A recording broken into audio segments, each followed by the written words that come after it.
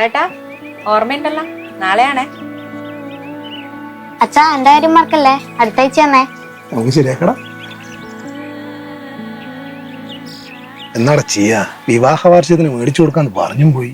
എടി പെണ്ണുങ്ങന്മാർക്ക് ആശ കൊടുത്തല്ലേ എന്തായാലും പാലിക്കണോ, പ്രത്യേകിച്ച് ഭാര്യമാർക്ക്. അല്ല എനിക്കെന്റെ മോതിരം പണയം വെക്കറാ. അത് വെക്കേനു, പക്ഷെ അത് ഓളായ്മല്ലുള്ളത്. പിന്നെ നെയ്യ പൈസ വന്നു മോനെ.